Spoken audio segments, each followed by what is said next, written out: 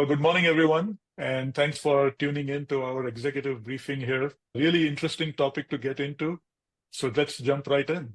It's a great pleasure for me to have Michael Eckhardt as my guest today. Michael is Managing Director of Chasm Institute.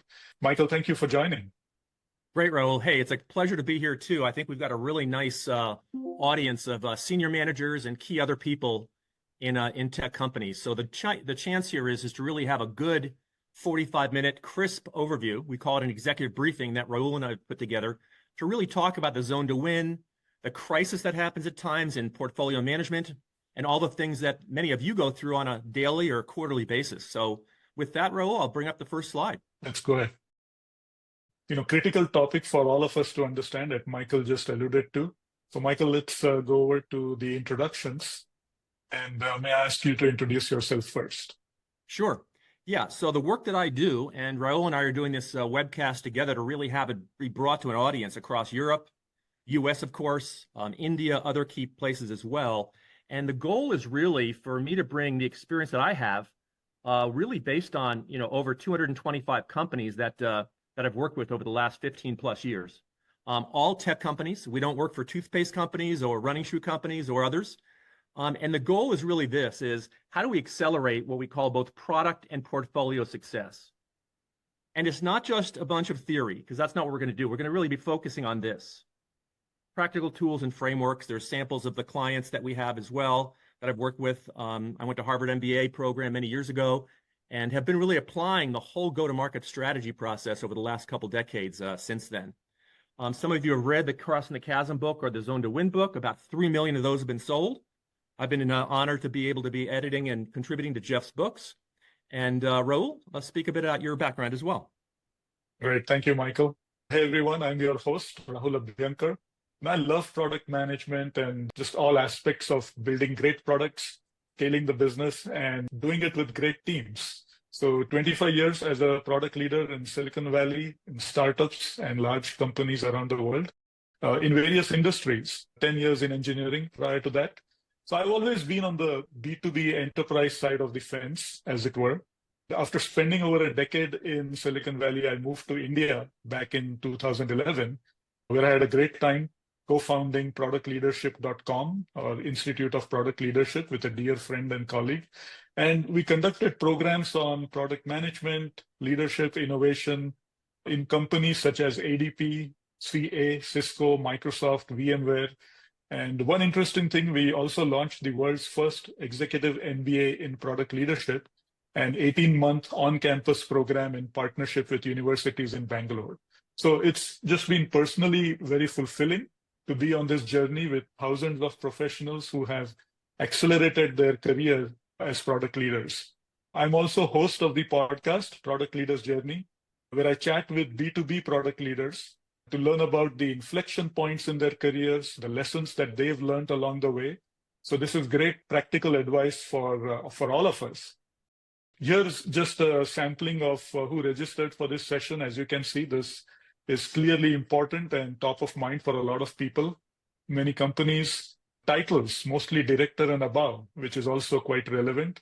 A good section of cross-functional representation across product management, engineering, finance, marketing, sales, and UX, and around the world, globally as well.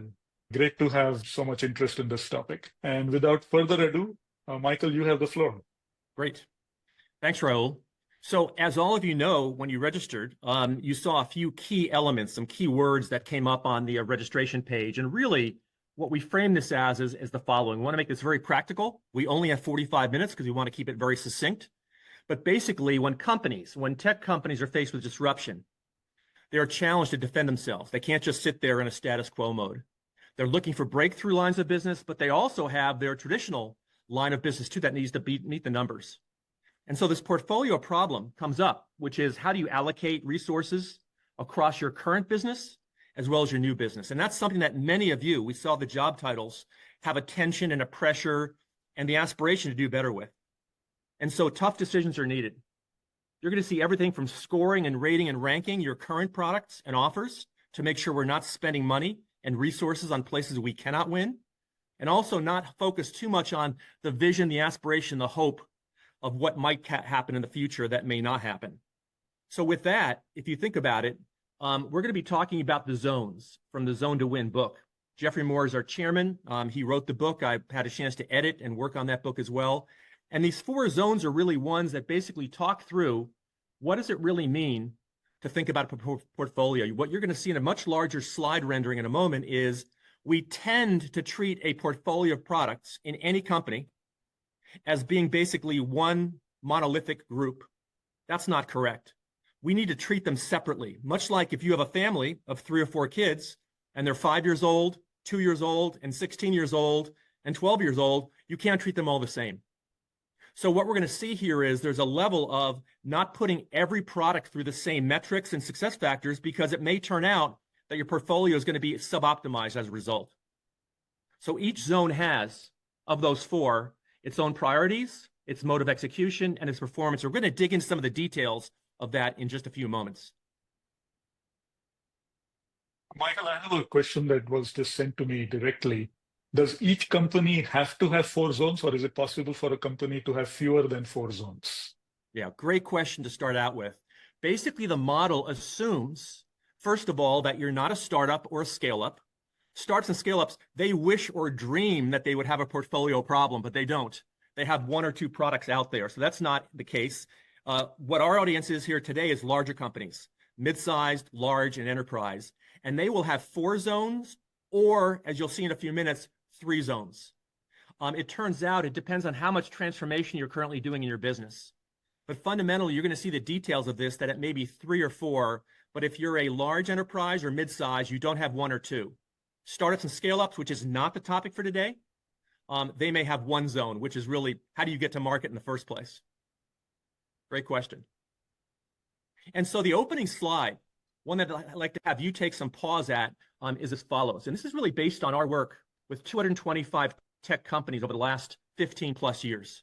Take a look at what's in that orange box. That's the fundamental core assumption of what we're going to be going after today in this session. So just take a half second to read this. So what are those zones? How do we actually decide what we're doing, where we're doing it, and how the work needs to be divided up? Many of you have semi-annual or annual reviews of your portfolio. And when we think about it, it turns out that there's really 4 different zones that we, with our 125 to 225 companies over that span of time, have really identified as being crucial. The first one is called a performance zone. Performance zone is really about current, annual, quarterly efforts with your current product line. Productivity zone you're going to see is really what's around shared resources and shared processes. Incubation zone is really around fundamentals around what's not yet in market, but is trying to get there. And then transformation zone, which you may or may not have, is really about breakthroughs and what we call disruptive innovations that are coming through. Those 4 zones are not always necessarily distinct from each other in terms of all of you having them. You may not have a transformation zone. You'll see an example from both Amazon, Microsoft, and others in just a few minutes.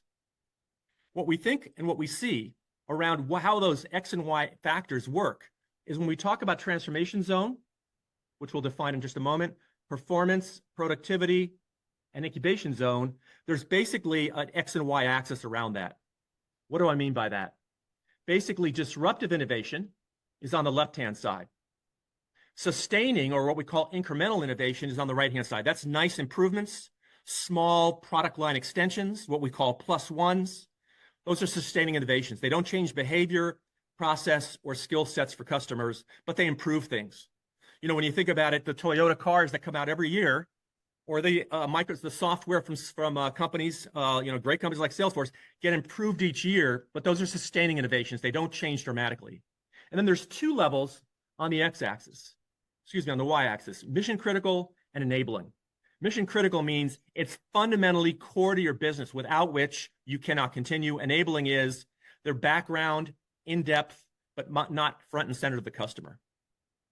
And so as you see this, all of the work that we're going to be focused on is large enterprise, mid-sized, and smaller to mid-sized companies, not startups or scale-ups. So the companies here, the Googles of the world, the SAPs, the Microsofts, the Salesforces, the Adobes, they're the ones that think in terms of this zone to win work. That's really the crux of the work that we're going to be doing here. And to bring it out in kind of full color, some of you may have read the Crossing the Chasm book, others may not.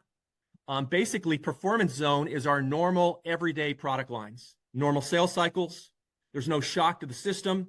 We may be up or down by a few quarters in terms of percentage of sales achieved or revenue growth, but those are the typical normal performance zone businesses. The majority of your headcount is in that zone.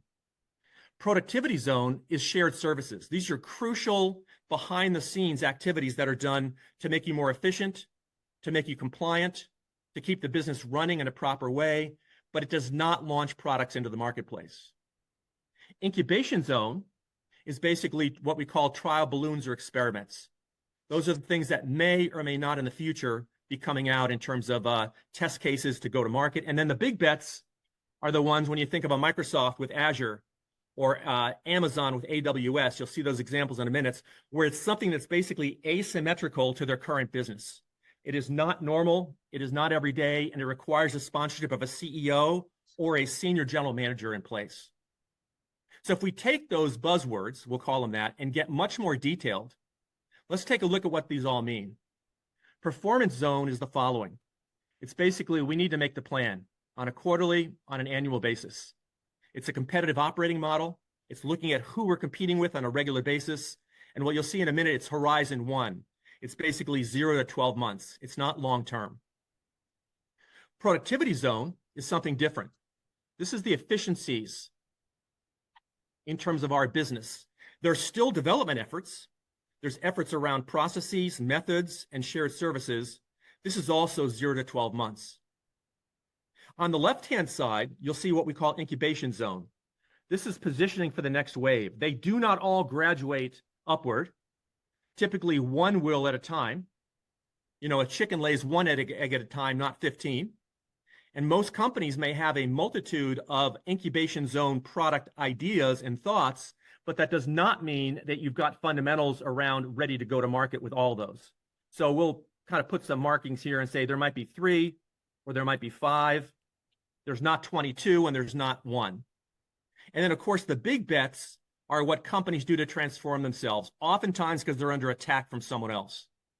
These big bets are when we call it the catch the next wave.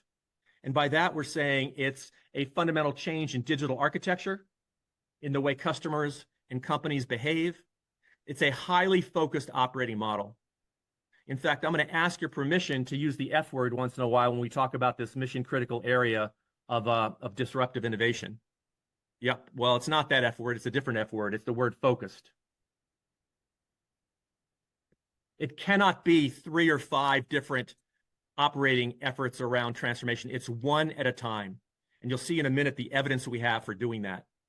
And so this picture says, how do you allocate across your portfolio and think about where are you, your business, whether you're at Microsoft, at Salesforce, at any company on that list you saw earlier from Rahul. And so basically what you're going to see here is the following, that these zones each have a horizon or time horizon in place. What do we mean by that? It's really important to keep in mind that every business that we're talking to today, mid-sized, large, and enterprise, has 3 different horizons about what you think about, worry about, and aspire to. 2 of them, companies do very well. 1 of them, most companies get stuck in. Let's take a look at that for a moment. So this relates back to the horizons that I've got circled here on this page. So what does that mean? Well, Horizon 1 is your everyday, strong, important business. It keeps the lights on, keeps the payroll working, makes all those things happen. That's the ROI in 0 to 12 months, meet the quarterly commitments, the annual commitments, and so forth. The other one, that's more of the, we'll call it the long-term break in terms of looking through innovation, is also not the hardest one. Most companies do quite well at thinking out 36 to 72 months in advance. They don't know exactly what they're going to be doing, but they have some good hypotheses that they're going to be testing. The problem is that Horizon 2. This is the one that says, we have to get something done, but we also have to bring it to market in the near term, in the next 2 to 3 or even less years. That Horizon 2 is a troublesome spot for most people.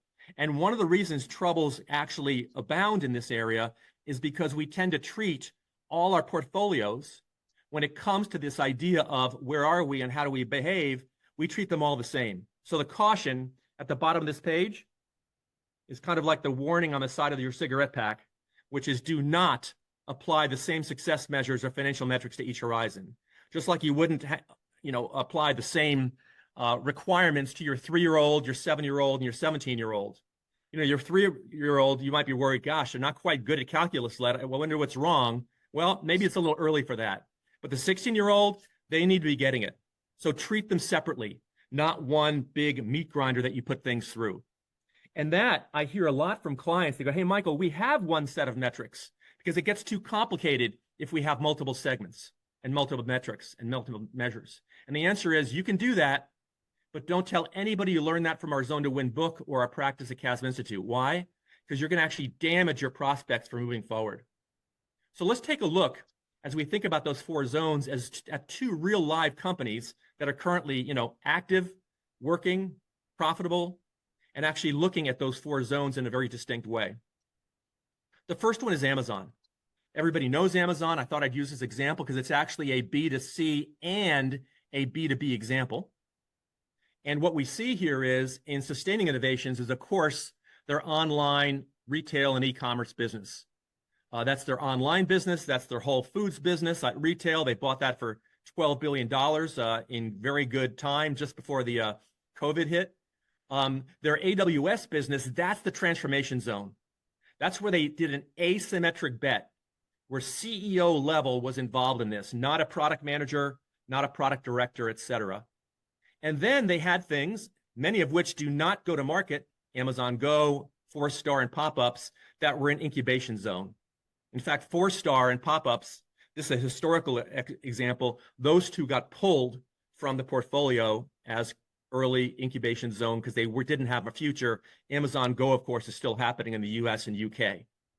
But what it says is, how do we make sure that we amplify and focus the right resources across all 4 of these different zones? You're going to see best practices and worst practices when it comes to that. So my question to you, it's a rhetorical question, not to be answered right now, is could you place your products, your solutions in these 4 zones to get better granularity about, do we have too much in one of them? Are we managing them properly? And do we have the right metrics in place, which you'll see in a few minutes, about how this really works? So that's Amazon. A very clear B2B example is Microsoft. Here, I'm just going to skip the drama, if there is any, and move right to where these arrows suggest that these company businesses are for Microsoft. Of course, the first 3 are the key businesses that are sustaining innovations today. That's their web OS, that's Office Suite for their end user apps, that's Service Suite for back office apps and system software. They're continually improving it, maybe not as much as we would like as users, but they're basically sustaining innovations, not breakthroughs. Azure, asymmetric. They were playing catch up here. Why? Well, Google and Amazon, who we just saw, was already further ahead on some of their cloud computing platform, and Microsoft had to play catch up. So Satya Nadella, the new CEO, he was actually in charge of Azure as a senior VP at Microsoft. And then when he graduated the CEO role, he took that on as saying, we got to bring this to market in an effective way. So they were playing catch up. Now, the difference here between what we see with Microsoft and other companies is an incubation zone. Microsoft's not famous for organic incubation. They oftentimes take acquisitions and leverage those and scale those. So it's very different than other models. But in both those cases, when you think of the work that's being done, whether it's by Amazon or whether it's by Microsoft, it's a very clear set of, we measure these differently, we resource these differently, we even put different people in charge. Quick example on that, and this is from our experience of having done this now for 225 companies, is that the people you need in the sustaining innovations area have to be really great people in product, in portfolio, in R&D and engineering, but they need to be really great at doing incremental innovation, understanding the customer, and building nice improvements in what they're currently sustaining with. That's a really different model than over here. This is more of a, I'm not going to call it a wild duck, but I will. This is a much more, I'll call it experimental mindset that does break the glass in the china shop at times. It has to be a breakthrough, otherwise it doesn't play there. And so those four are truly aspects of what we need to be thinking about. Hey, Michael, I have a question here on chat. Yep. Do you always go through zone 3 before you end up in zone 2? Or I think horizon 3 before you end up in horizon 2? Yeah, good question. So this idea about moving from Horizon 3 to Horizon 2, the short answer is I would say in 95% of the cases, that is the case, yes. Where you have to first have it's unlikely you're going to have a transformation drop in Horizon 2 that wasn't thought about in the previous 3 to 5 years. There may be some exceptions with an acquisition, but otherwise it's typically not the case. We'll talk more about that in a few minutes. If we now say these companies, and about 2/3 of these companies are our clients, the other third we've studied quite carefully around portfolio practices, it turns out that the zone to win has been a fairly popular way to approach this over the last 5 years since our book came out. Large companies and then mid-sized and smaller companies. Again, 2/3 are clients, 1/3 we've studied very carefully. And when you think about these, the results that we focus on is, here's my promise. You can forget about everything on this page except this. It's a dismal set of results currently with what we call product portfolio success. The idea about having a portfolio, managing it well, driving profitability, having the right metrics for each one, only about 17% of companies actually have what they consider a successful portfolio. I wish we could tell you that with our work on Zone to Win, we could get you to a closer than, well, using this methodology, that we could get you closer, to something like a 100% security and satisfaction rate. We can't. But we can get you to about a 75% success rate that says 3/4 of the companies, when they apply these methods, can really optimize their portfolio as well. In other cases, there may be other competitive aspects that come in, or funding problems, or some of the things that are really coming out in that manner. And so what I want to mention to you is we're going to talk about best practices. We're also going to talk about companies that have not made the 4-zone managing effectively. Some of these are well-worn and good examples from prior years. Of all the companies on this list, Intel is currently going through some challenges. I'm quite confident they will recover from that. But you can argue that their portfolio, when it comes to AI and AI-based chips, much like what we've seen from NVIDIA and others, that Intel may not have had that Zone 3 and Zone 2 efforts readily available for going to market. Of course, they have an AI set of products, but not nearly as powerful as what NVIDIA and others have today. These others, like Nokia, no longer in the game.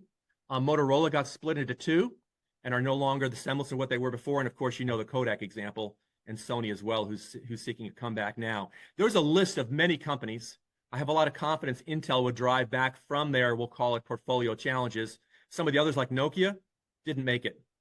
Hey, Michael, while we are talking about large companies, there's a question here. What kind of scale is needed to effectively drive the Zone to Win framework? I mean, do we talk about it in terms of revenue, size of revenue, or number of employees? Rebecca, thanks for that question. Yeah, that's great. So typically less so number of employees, but revenue on an annual basis. So we say if you're 50 million or above in annual run rate, then these apply to you. If it's below that, you're probably much more in a startup or scale up or single or dual product line and not a portfolio yet. So 50 million is about the annual revs.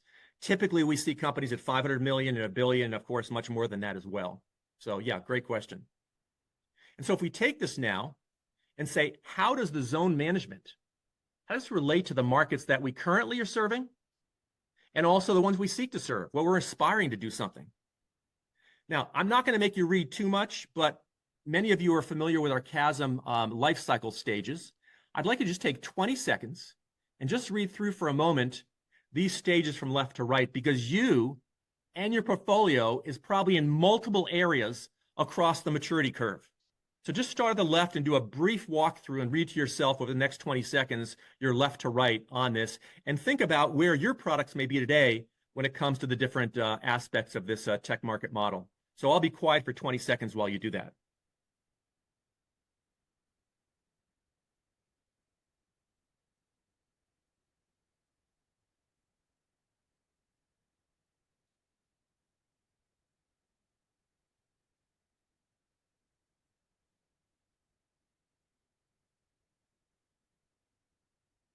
Okay, I know that was a quick 20 seconds, but what we'll do is this, is if you look at that and say, how does this relate to the zone model we have?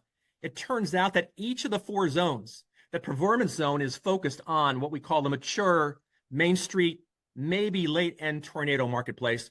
Productivity for sure is what we can do for efficiency, effectiveness, compliance in the main marketplace. Incubation zone at the opposite end of the spectrum, that's our early market efforts that have not yet what we call crossed the chasm and scaled. And then transformation is, of course, the scalable tornado phases where there's 40% or more growth. Each one of those four we need to manage differently. If you average out your metrics and average out your financial objectives, you're going to mess things up. Some companies do that and don't even realize it. And so the lessons learned for us, if you'll see the added kind of yellow circles I'm going to be adding here in a moment, is that for each one of these zones, there's basically a hint as to what these all mean. Key reminders and focal points. Performance zone, these are your current product lines, your product line extensions.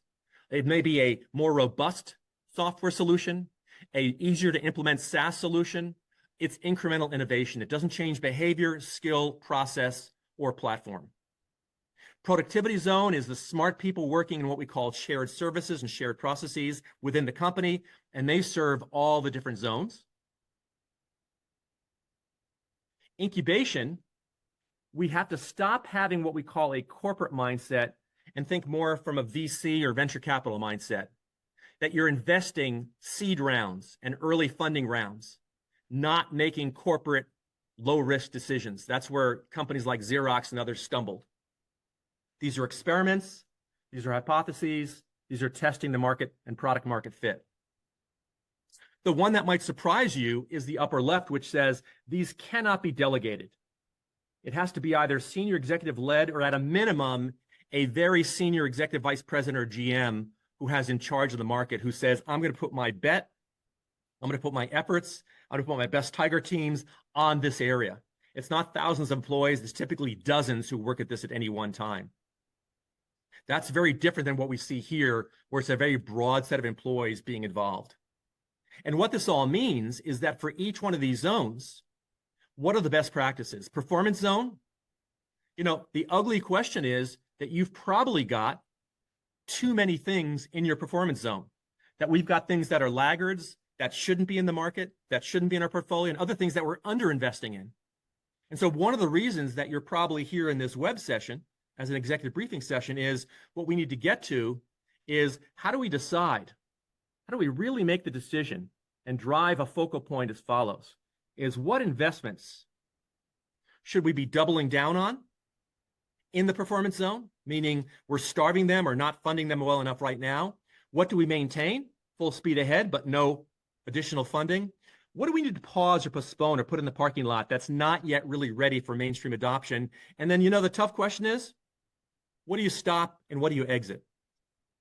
And I must tell you that ever since my Harvard Business School days from several decades ago, I remember one of my professors saying, if you haven't stopped doing something or exited anything in the last 2 years, then you probably don't have a strategy. You have a hope, you have a dream, you have a fantasy, but it's all four of these verb sets that actually matter deeply.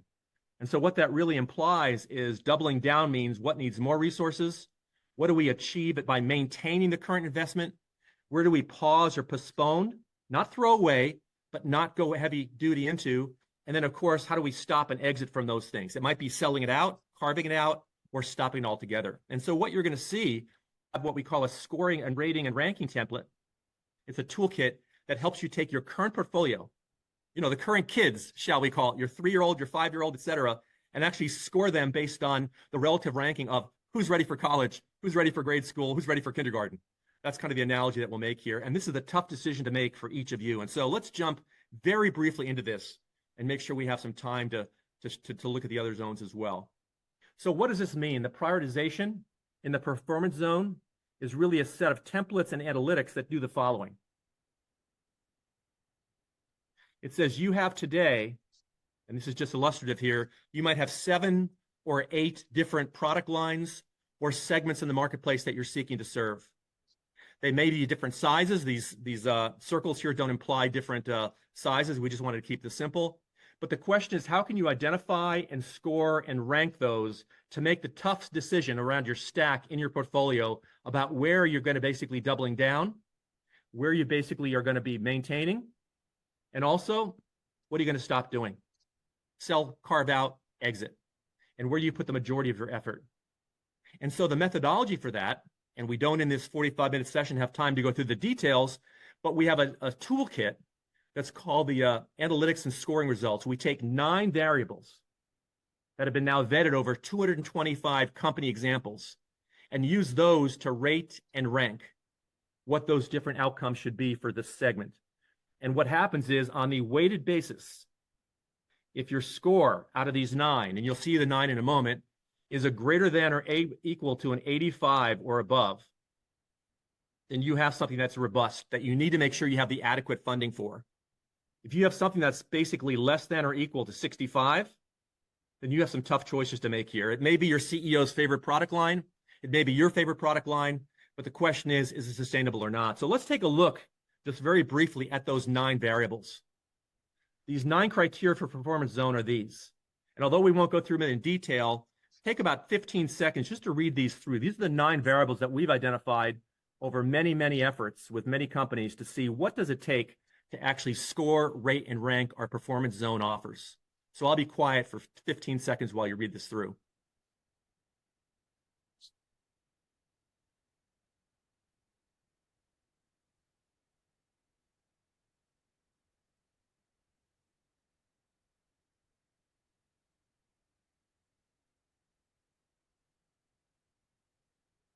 And I knew we're moving fast here, but that's the purpose of a 45-minute executive session. The first one is, do we have an accessible, well-funded target customer segment we're going after? Well-funded means, do they have money to spend on a problem like we have? And accessible means, can our sales force, either direct or indirect, actually achieve access to those customers? The second was what we call CRTB, near-term compelling reason to buy. Are we solving a real problem or not? If you have to explain the problem to your customer, surrender now. It's not a real problem. Third, do we have feasible whole product? And by that, we mean fundamentally, do we have the ability to deliver on what the whole product needs to be for a customer, not just a certain subset of what the overall product needs to be? That's a big question that comes up all the time. And then looking at the others on this list, do we have the right partners and allies? Third parties who are going to help us build out the whole product? Do we have the right sales channel? Do we have the right pricing that is attractive not just to you, but to your customers and your partners? Is there a highly entrenched competitor who we cannot dislodge?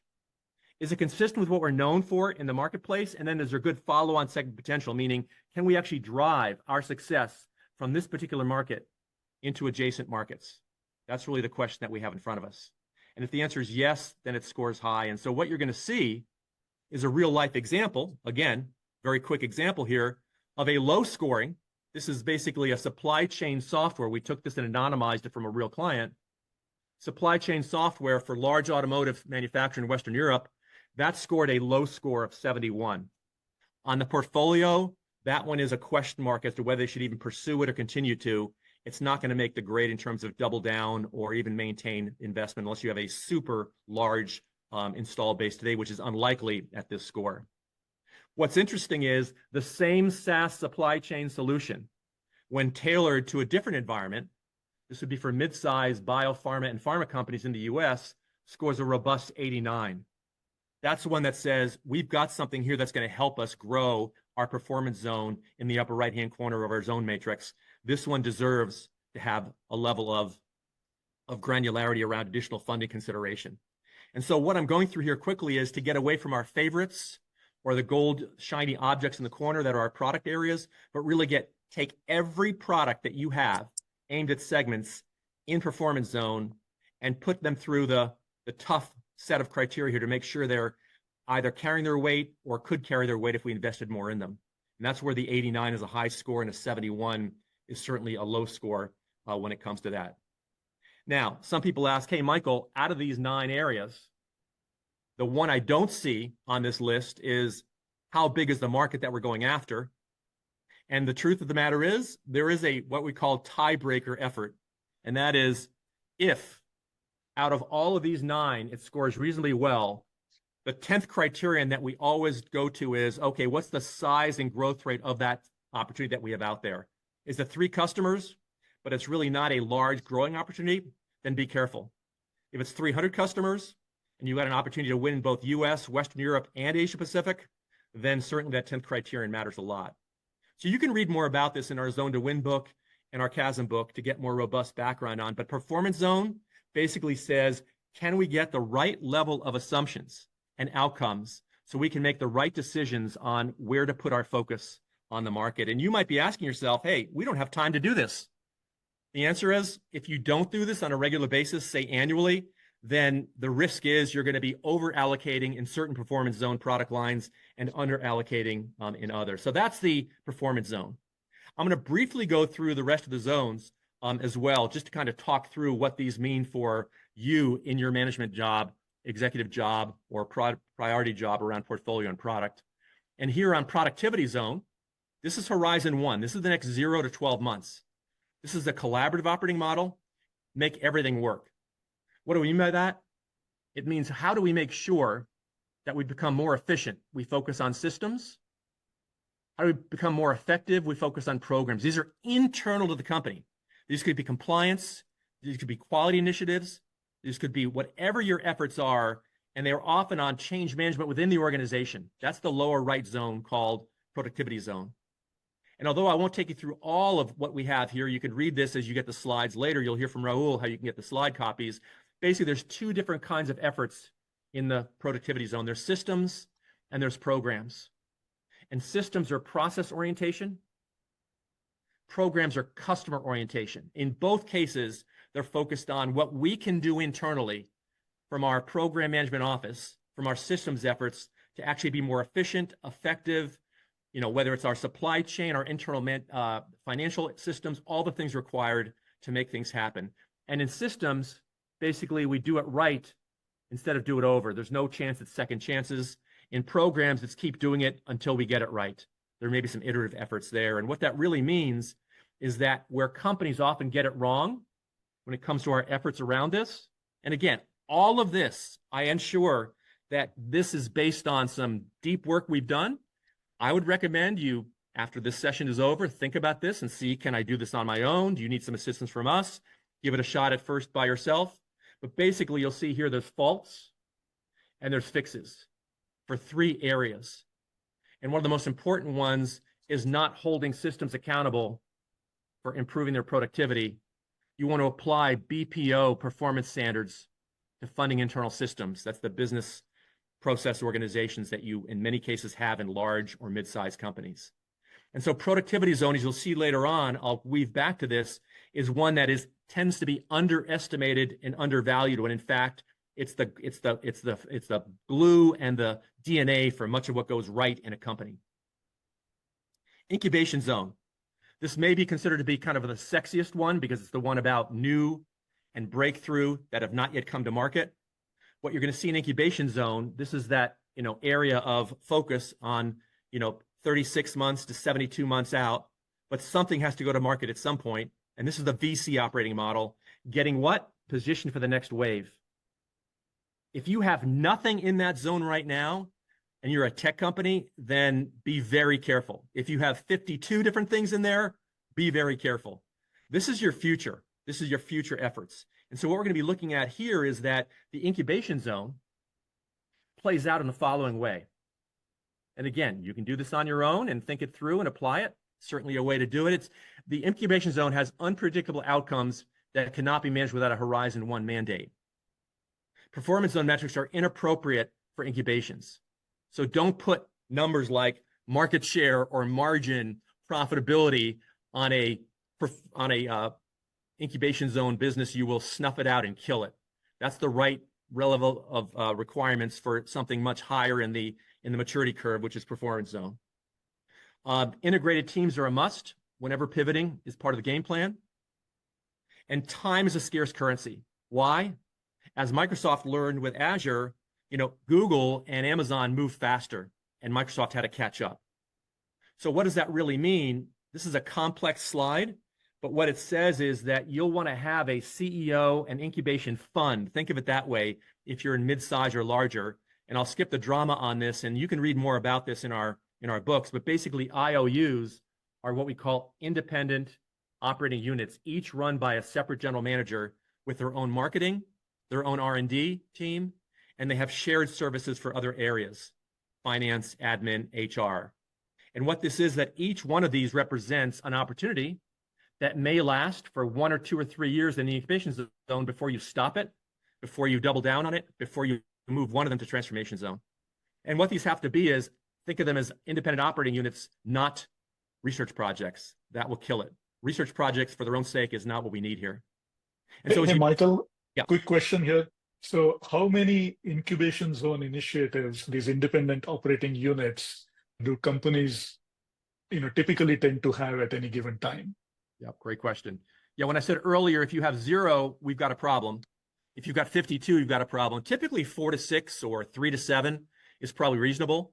They're not all at the same maturity stage. Some are very nascent and very early, and other ones are, hey, this might make it in the next year in a transformation zone. So 4 to 6 is a good, healthy, we'll call it harvesting of portfolio areas in incubation zone.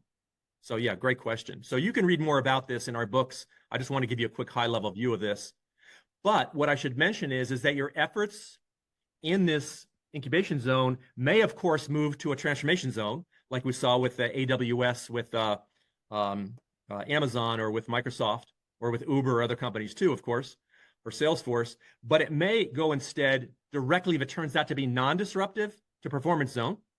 It may be an internal one. As an example, it may be a project around generative AI that turns out not to be a product, but you'll be using that internally inside your company to be more productive as opposed to the outbound world.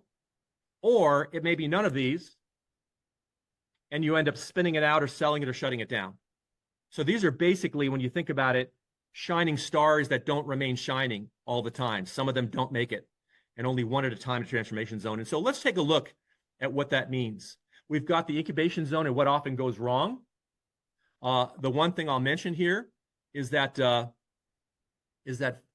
we need to have the incubation zone board annually fund and let them fund the IOU, so there's money, funding of people and dollars. These shouldn't be the summer interns. These should be some of your best people working in your IOUs. Again, you'll read more about this in our books. Transformation zone, here I'm going to keep it fairly simple and say, to catch the next wave, there's 4 rules for how to do that. Fundamentally, it has to be something that drives some normalcy into abnormalcy or into an asymmetric bet that you're making.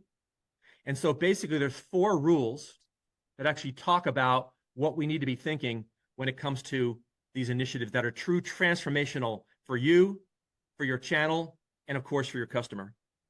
What are those rules? Well, an example of a company who's followed those rules actually very well is Apple. What you'll see here is they've got more products than this, but basically, of course, their performance zone is the iPad, the iPhone, and the MacBook today. Their Apple Vision Pro is an incubation zone. It is not the final product that's going to go to transformation zone. And Apple Watch today is in what we call transformation zone. Very different from the other animals in the circus when it comes to what Apple is going after. I should mention that historically, a really interesting side note on this is that the iPad and the iPhone were ready during the same year by Apple. And what that really drove to was they didn't launch them both at the same time. They gave the run first to iPhone and got that built out first, held on to iPad, and launched that several years after the iPhone launch. Let me ask you, how much discipline would most companies have had to not say, what the hell, we'll launch them both at the same time because they're both ready?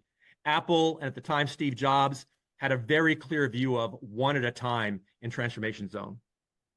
So I know we're coming up to the time here at the 45. We'll take about 2 or 3 minutes to overlap beyond what I'd promised here to make sure we get through this. But basically, those rules of engagement, the first one is how many initiatives? 1. 1 per business unit. Again, if you have a major business unit within a company and another major business unit, you can probably have 2 transformations at the same time, but not 3 or 4. You will basically kill any hopes. And if you want evidence for that, we've had 225 companies we've looked at, focused on, and served. Not a single one has more than 1 transformation result in any given year from any business unit in that business. Can you think of any tech companies that have made 2 or 3 transformations in 1 year? The answer is no. If you have one, email me, because I'll be curious to know what that first example is. The second one is how to budget. Do not take your transformation zone budgets from the performance zone. This comes from the CEO budget. They've got to believe in it, fund it, and pay it. It should not be in creating enemies with your performance zone people where you're taking 10% of their budget out. This comes from the CEO budget, not from your operating budget. Third, should we experiment before a rollout? You all know the answer to this. The answer is, of course, yes. We need to reduce risk to achieve fast learning, fast failure, etc. So before you get to transformation zone, of course, in incubation, there has to be lots of testing, hypotheses, etc., that are really part of the game of being successful. And then fourth, one that we won't have time to go deep into, it's tiger teams. These should report directly to either the CEO or to your senior executive in charge of a business, a general manager, executive VP, and they should not just be R&D and marketing. They should actually be all of these different areas of functional importance. This would include R&D, marketing, product management, customer support, and sales. And typically, it's not 50 people or 2,000 people. It's somewhere in the area of 8 to 15 people that really serve as your impetus and your tiger team for any transformation. Of course, other people get involved, but it's that core cross-functional team who's really chartered with that. And as we take this forward and sum some things up, and again, you'll hear from Rahul later that if there's questions, you could, of course, we'll have them in the chat and put them on the web for you to see later on when we answer those. The idea is when you think of transformation, there's also the issue of accountability. Each one of these, there's different accountability levels. How do you measure? How do you metricize? How shall we call it that? And it turns out that it's quarterly outcomes for performance zone. It's internal outcomes for productivity zone. Is there any adoption at all? And if so, what kind of customers in incubation zone? And here it's, of course, breakthrough revenue assumptions. Are we growing at 40%? Is there truly a hyper growth effort going on in that business today when it comes to achieving true change in our business model and the tipping point that we've achieved? You can only do that with one at a time, like I said. From that point, what we want to move on to is a summary of just a few key areas to bring this all together. What we've talked about here is the following, and I'll do this in the last couple of minutes. When we talk about the accountability metrics, you saw that just a moment ago, but now when we talk about the summary, fundamentally, there's a few things to keep in mind. One is, do not conflate or combine your 4 zones together. That's a issue of frustration and disappointment and sub-optimization. Treat them separately.